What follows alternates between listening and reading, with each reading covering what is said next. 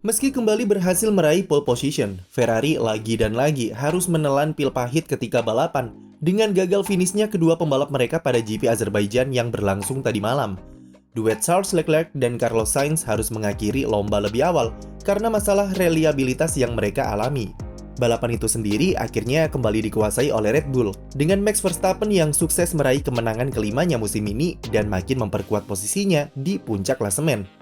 Posisi runner-up ditempati oleh Sergio Perez yang makin melengkapi balapan sempurna Red Bull dengan finish 1 dan 2, serta membuatnya naik posisi di klasemen menggeser Leclerc yang tidak finish. Lalu podium ketiga dihuni oleh pembalap Mercedes, George Russell, yang memanfaatkan situasi dengan sangat bagus dan kembali melanjutkan konsistensinya musim ini. Soal balapan semalam, tentunya ada beberapa hal yang menarik untuk kita bahas, terutama soal mesin Ferrari yang rontok di sirkuit Baku. Simak sampai habis videonya.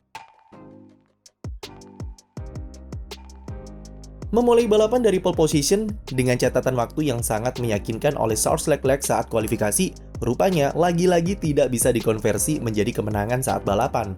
Saat start, pembalap Monaco tersebut langsung dilewati oleh Sergio Perez yang punya akselerasi lebih baik ketika balapan dimulai.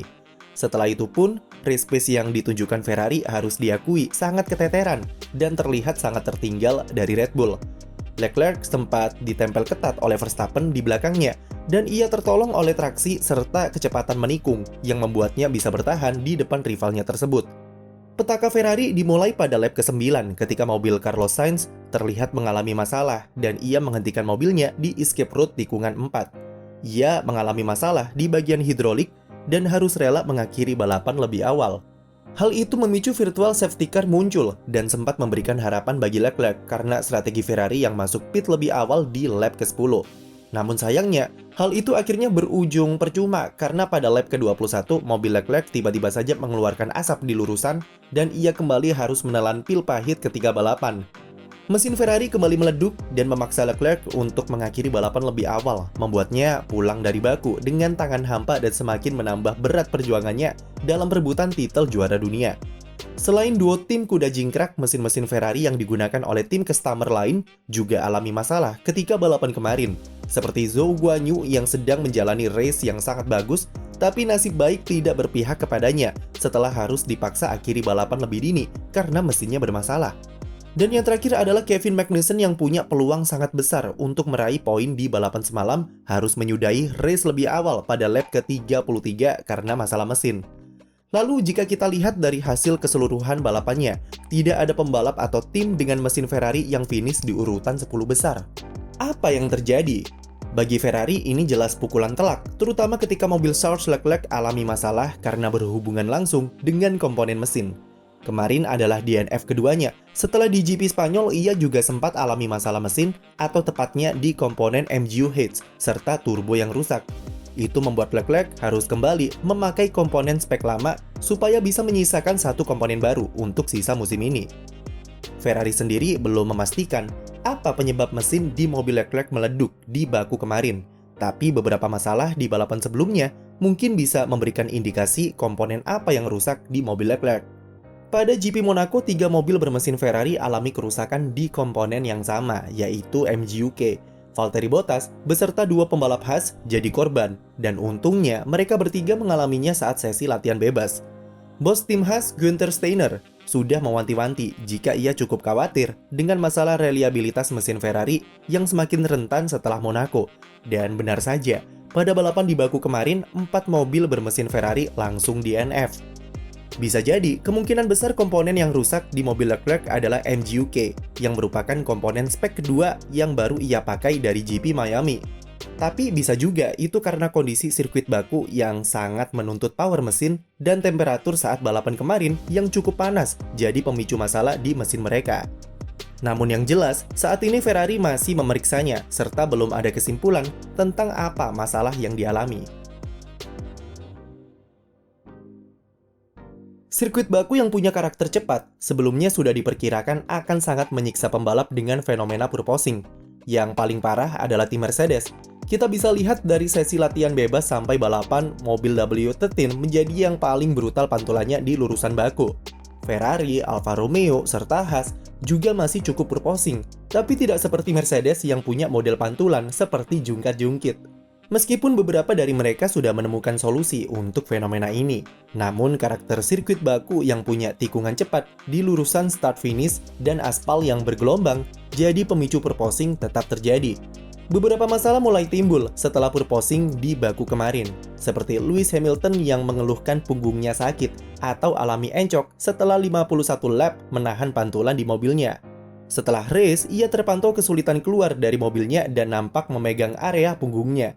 Hamilton sendiri berpendapat jika balapan di Baku adalah race paling menyiksa dan menyakitkan sepanjang karirnya. Ia mengaku sempat khawatir sakit punggungnya bisa membuatnya tidak finish dan ia beberapa kali harus melepas gas di tikungan cepat karena purposing. Masalah keselamatan dan fisik pembalap memang jadi topik utama di Baku. Usai fenomena purposing, yang mereka dapat adalah yang paling liar musim ini. Beberapa pembalap mengaku khawatir dengan konsekuensi fisik yang ditimbulkan dari pantulan yang mereka alami terus-menerus, terutama soal tulang belakang. Belum lagi, soal keselamatan di sirkuit, George Russell sempat mengatakan jika hanya menunggu waktu saja, purposing bisa menyebabkan insiden karena sulitnya mengendalikan mobil ketika fenomena itu terjadi. Ia menuntut beberapa perubahan dari FIA soal desain mobil supaya bisa mencegah purposing terjadi. Tapi hal itu tidak akan mudah, karena tim-tim di F1 tak ingin kehilangan performa mobilnya demi menghilangkan purposing, terutama bagi tim seperti Red Bull atau McLaren yang tidak mengalami fenomena ini. Jadi masalah purposing bakal jadi diskusi dan topik hangat selama beberapa pekan ke depan. Kembali ke balapan di Baku, setidaknya ada 4 pembalap yang harus diberi apresiasi dari race kemarin. Pertama adalah Pierre Gasly yang akhirnya berhasil mendapatkan poin pertamanya sejak GP Australia. Ia berhasil memanfaatkan kekuatan mesin Honda di mobil AlphaTauri miliknya dengan maksimal dan tampil konsisten sepanjang akhir pekan. Performa yang ia tampilkan kemarin sangat bagus untuk membangun momentum ke depannya, meski agak disayangkan karena rekan setimnya Yuki Tsunoda juga berpeluang raih hasil bagus. Namun karena masalah di sayap belakangnya, Tsunoda harus terjun bebas di luar 10 besar. Lalu kedua ada Sebastian Vettel, terlihat sangat berjuang keras sepanjang balapan kemarin. Ia masuk pit lebih awal pada lap ke-10 saat periode VSC. Meski sempat kesulitan menyalip Esteban Ocon, di mana ia melebar di tikungan kedua, tapi usahanya akhirnya berhasil dan membuat posisinya sangat ideal untuk menghemat ban.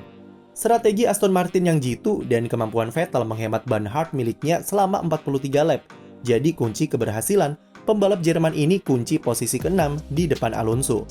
Kemudian, pembalap ketiga yang patut diacungi jempol adalah Daniel Ricciardo yang sukses kembali raih poin pada balapan kemarin.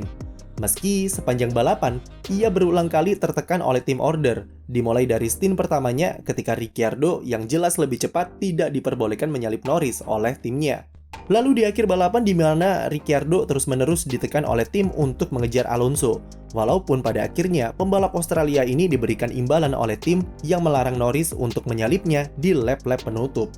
Performa Ricciardo yang sukses finish di posisi 8 diharapkan mampu meningkatkan kepercayaan dirinya di sirkuit dan sedikit melepaskan beban di pundaknya supaya bisa tampil lebih lepas setelah ini. Pembalap terakhir adalah Lewis Hamilton yang mampu finish di posisi keempat dari start di posisi ketujuh. Meski sempat tercecer ke posisi 11, setelah pit stop lebih awal, Hamilton mampu melewati satu persatu pembalap di depannya. Sampai akhirnya ia mendapat momentum untuk melakukan pit stop keduanya dan sukses mengejar duo AlphaTauri dengan kondisi sakit encok di punggungnya. Jadi, mana momen favorit kalian? Tulis di komentar dan jangan lupa beri like serta subscribe untuk konten F1 lainnya.